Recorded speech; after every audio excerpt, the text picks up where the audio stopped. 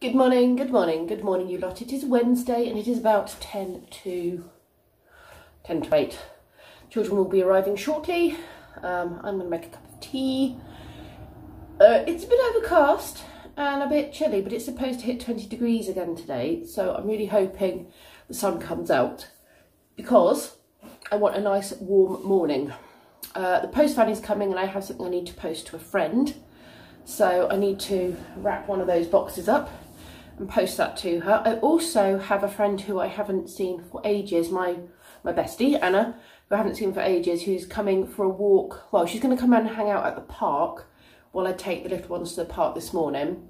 And we'll have a cuppa from the pub, a takeaway cup of tea or a coffee, if she wants coffee, obviously. And yeah, just hang out at the park and see each other, because we, like I said, haven't seen each other. I haven't seen her since before Christmas. And she's got Brendan's birthday card, which she needs to give me because obviously his birthday was, what, a month and a half ago.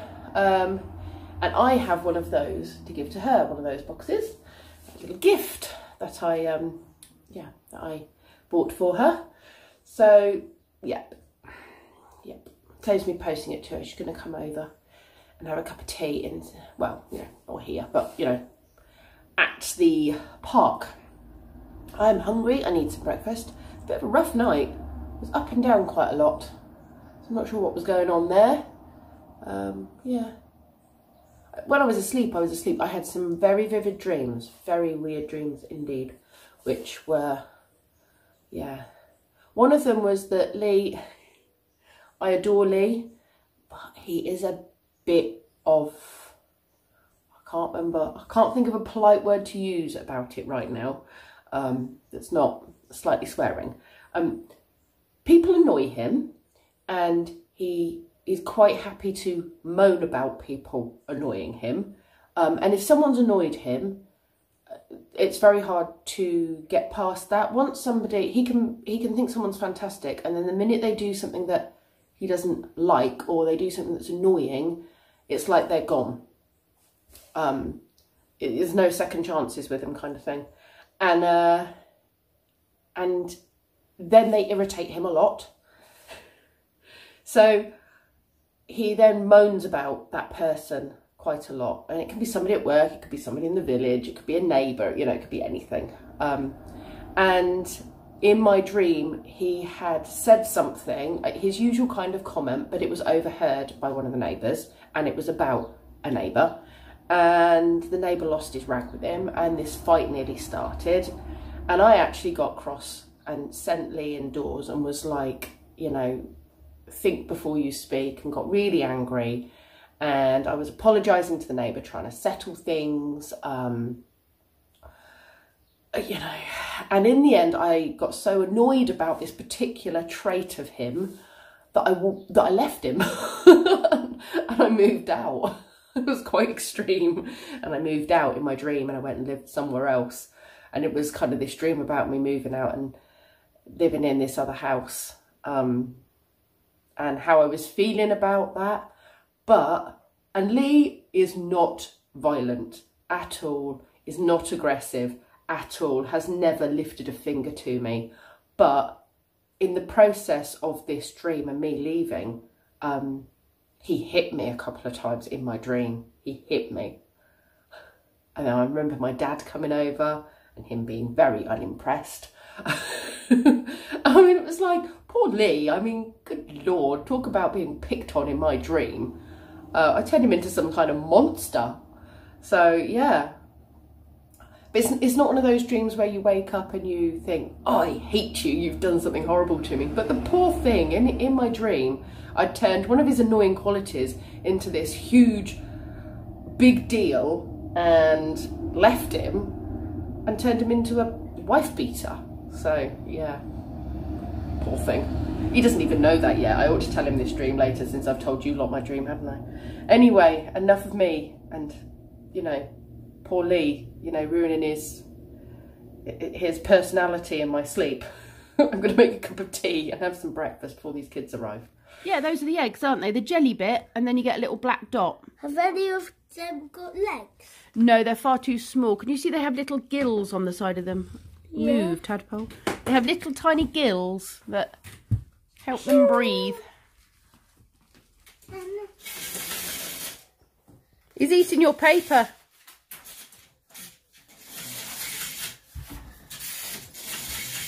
Looking for number 7. Finn, do you want to give him the number 7? Because you found number 7, haven't you? And then he's got another pair. Here, look. 7 and 7. And I got 2. You've got 2. Should we count them? 1, 2, 3, 4, 5, 6, 6. 6 and 6. And 1 and 1. Those are pairs. What have you got? Oh, 9, Ethan. Can you find... Oh, and a 3. No, they don't match, do they? 9 and 3. Right, put them back in the middle and let Finn turn 2 over. Right, what have you... Those are yours, Finn. Keep those. Choose another one. Oh, they match. What number's that? Count them. 1, 2, 3, 4, 5, 6. 1, 2, 3, 4. 2 the same. Put them in your pile. Ethan's turn. See if you can find another matching pair, Ethan. How many? 1, 2, 3, 4. 1, 2, 3. See if you can find another 3. Is there another 3 in there? Let's see, what's that? Oh, that's a 9. 3 and 9 don't match, do they? These don't match. No, put them back there then. No. What are they turning into? They're tadpoles, and they'll turn into frogs. That's exciting, isn't it? Butterflies turn into frogs. What turns into frogs? Butterflies and ants. No, butterflies. Caterpillars turn into butterflies. Ants turn into flying ants. And tadpoles turn into frogs. Why have you got all these? Well, I thought you'd like to see them hatch. So that's the eggs in there. Can you see the eggs? The jelly stuff with the black bits in. Well, And then these are the babies. They're called tadpoles. And then they get bigger and bigger and bigger. And their tails shrink and legs pop out. And then they become frogs. And that's when we have to release them into the garden, so they can hop off. It is, so that things don't fall in or get dropped in and hurt them. Keep them safe. Thanks, Ethan. I need to go and put this in the buggy. Tortoise can be outside, that's fine. It's a nice day. Right, put that in the buggy. Pop it on there. There you go, good lad. It looks like you've got a big green smile, Finn. Look at me, move your hands. Yeah, it looks like a big green smile. He's funny, isn't he? Yeah, he's funny. Mr. Tumbles. You're still not well, are you? Nasty jabs. You had your horrid injections, didn't you, yesterday? You're not yourself at all today. Daddy's going to come and get you, isn't he? It is nearly home time. You've only got an hour and a bit left, but Daddy said if you're still grumpy to call. Hey, we've moved you out of there so Ethan can stay asleep. We didn't want to wake him up, did we? Because you were not settling. Oh, poor you. You're not really eating either. Your rosy cheeks. It's about 2:30 and I have to say the day has gone a little bit awry. Not quite as I had planned. So it's not been as hot and sunny as we were told it would be, but it's been comfortable and it's been dry.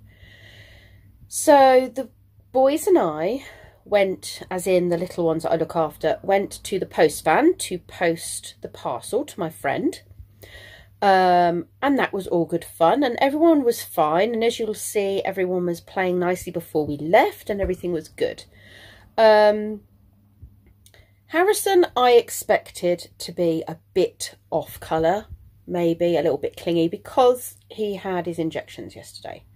So he'd have had his MMR, probably something else as well. Anyway, everything was fine. We went to the park. We got there about, I don't know, 10:30. was about 11:15. My friend had arrived because I'd got something to give to her. We were doing some swapsy bits. She's got a belated birthday present, birthday card and stuff for Brendan.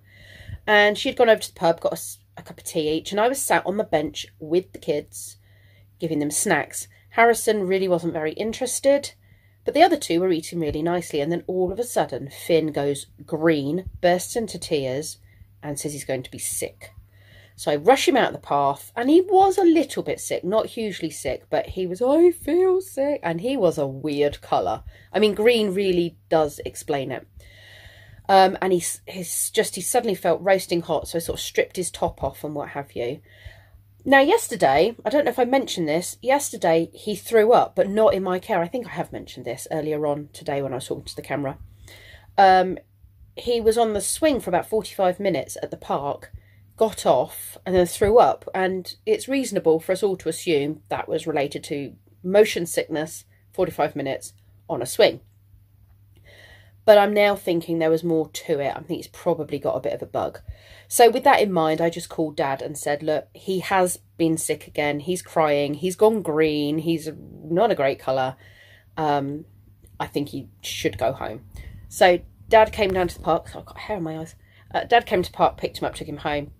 At which point, Harrison started to get even more grumpy, didn't want to sleep, didn't want to eat. He's had a few of his little vegetable crisps and that was it. Oh, yes. So he just sat on my lap. I put him in the park to play and he didn't want to be on the floor. I think he sat there for about 5 minutes, but normally he's all over the place, crawling, eating the bark, all sorts. Not a happy boy. And like I said, barely ate anything. I offered him a few bits of his pasta. He just sort of threw it.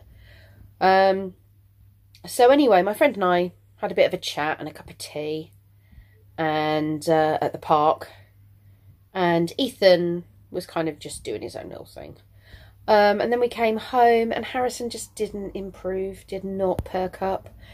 So I got him down for a nap. He still didn't eat. Got him down for a nap and messaged Mum and Dad. And they said, did I want them to collect? And I said, I'm happy to see if he'll sleep. You know, they said, okay, but if he wakes up and he's still not happy, we'll come get him. I'm only working till 3 anyway. But yeah, he had like a 20-minute, half-hour nap and he was still miserable. Still didn't want to eat, but he did have his milk, so that's something. His cheeks were rosy red. But when I changed his nappy, before he had his nap, I realised he's had 4 injections. I'm sure my boy's only had 2 needles, like 1 in each leg. Bless him, he's got 4 pinpricks, 2 in each leg. And I'm like, no wonder he feels rubbish. I felt rubbish after 1 COVID vaccine. This poor little thing. I just didn't realise. I know the MMR and what have you is tough. It's a, you know, I wish they'd do it separately and, you know, not all in one go. But he's had 4 injections. I didn't realise they were doing 4 injections. I'm sure my boys only had 2. I might be wrong. But I'm sure they had 1 in one leg, turned them around, 1 in the other. I can't imagine I'd have got away with 4 injections. You know, they got wise after the first one and then you give them another quick injection. But needless to say, he went home early as well. So I've still got Ethan, who is fast asleep on the sofa, and his mum will be here probably in about 20 minutes. And then he's going home, and then Kenzie gets home, and we have his nutritionist appointment. So I'm not even sure I've filmed very much today, to be honest. Kenzie and I have just had the appointment. We definitely wouldn't have been able to do more than an hour with him, because, bless him, he was struggling. He's all peopled out after school. He's not in a place where he can then be focused on a person for an hour. But I'd already given her the heads up that that would be the case, and she was great with him, so that was really good. We have decided to do an exclusion diet for 4 weeks. I thought he was going to be quite resistant to it because he was getting frustrated with being on the call. He was becoming kind of inward and showing signs of becoming stressed with the situation in his own way.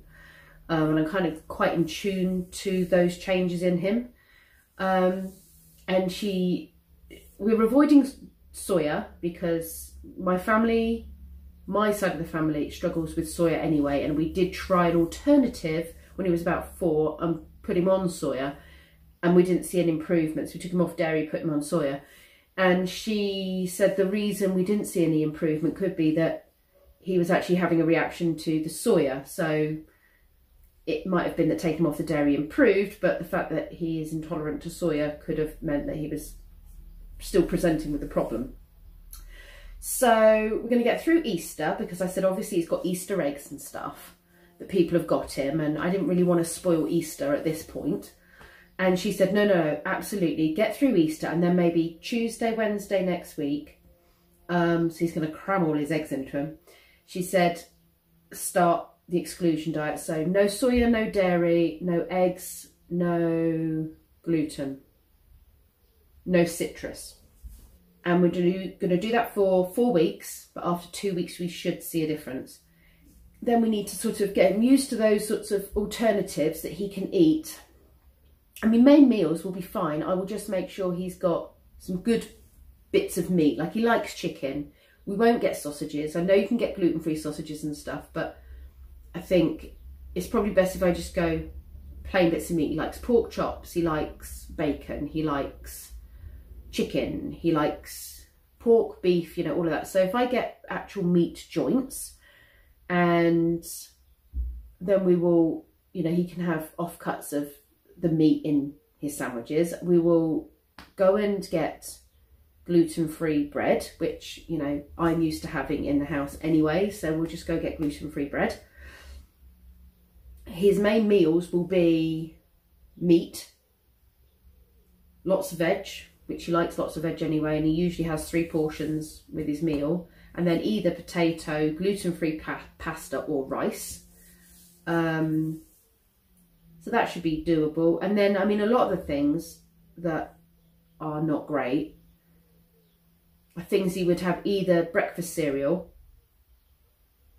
or would be the snacky bits for his lunch boxes, or just snacky bits in general. I think we'll take him on Saturday to Asda and say to him, right, come to the free from aisle in the supermarket and choose what you would like. And then think about the meals he likes. I'm going to get some vegan mayonnaise because he likes a tuna pasta salad. I'm going to get gluten-free pasta, vegan mayonnaise, and then that way I know it'll be dairy-free. I'm going to get him vegan cheese because that's dairy-free. I will get vegan butter. He told me the other week he didn't like the vegan butter I bought, but I'm going to get him vegan butter, because then if he does choose to have butter on something, like when he makes toasties, if he decides to make a toastie with the gluten-free bread, then he will put butter on it. So yeah, I'll get the plant-based butter. He likes pizza, and he likes to have pizza once a week, so I'll get the gluten-free pizza bases, and then the bits of meat that I'm cooking up for him and the veggies. He can make himself a nice pizza with some vegan cheese. I've never had vegan cheese. I don't know what it will be like, but we'll give it a go. If he doesn't like it, he doesn't like it, but he might be open to it. Yeah, just see how that goes. And then in 4 weeks, we'll introduce the milk first, then the gluten, and then either the citrus or the eggs. So I can't think that there is anything else I need to share with you. It's been quite a chatty vlog, hasn't it, today? Very me focused on the camera, talking about things and less sort of visuals of us doing. More talking, less doing, I'm sorry. It's just kind of how it is today, how things are worked out. But sometimes it's a bit like that, and hopefully you don't mind too much. Sorry if you do. But sometimes that is just how it is. It is, and that's been a bit like that this week. This week's been a bit uppy-downy. It doesn't feel like a normal week at all this week, at all. And then I don't know if I said Kenzie and I are gonna go and meet my friend Anna again on Friday, Good Friday, and yeah, we're gonna go up into the woods for a walk, and the boys can hang out and spend some time together climbing trees and stuff. So yeah. Anyway, I'm going to go and make myself some food. I am hungry. I'm going to do some sort of rice and veg and bits, I think. Anyway, thanks very much for watching, and I will see you all tomorrow.